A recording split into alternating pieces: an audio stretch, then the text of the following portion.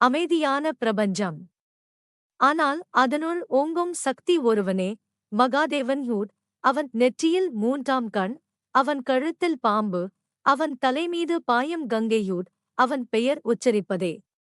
ஓம் நம சிவாயயூட், பிரம்மா படைத்த உலகை விஷ்ணு காப்பது போல, இறுதியில் அந்த உலகத்தை அழித்து புதிய படைப்புக்கு வழி செய்வது, சிவபெருமானின் தாண்டவம். அந்த தாண்டவத்தில் ஒவ்வொரு அடியும் ஒரு அர்த்தம் கொண்டது யூட். ஒரு அடியில் அறியாமையே அழிக்கிறான் யூட், மற்றொரு அடியில் அறிவை பரப்புகிறான் யூட், ஒரு பார்வையில் அசுரர்களை எரிக்கிறான் யூட், மற்றொரு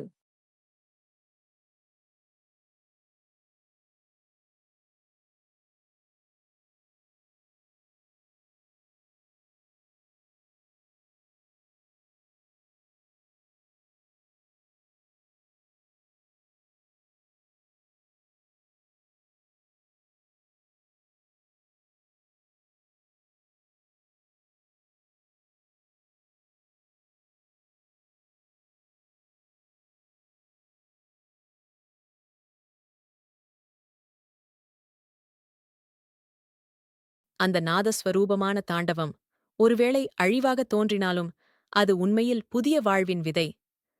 அவன் கழுத்தில் அடங்கிய விஷம் உலகையே காப்பது போல அவன் நடனமும் உயிர்களை மீட்டெடுக்கும்.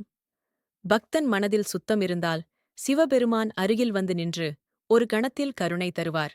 அந்த தாண்டவம் முடிந்ததும் பிரபஞ்சம் புதிதாய் பிறக்கிறது. மந்திரம் ஓங்குகிறது. ஓம் நம சிவாய. சிவனின் ஒரு சிரிப்பு போதும் உன் வாழ்க்கை இருளை ஒளியாக மாற்ற. அருள் சிவன் என்றும் காக்கும்.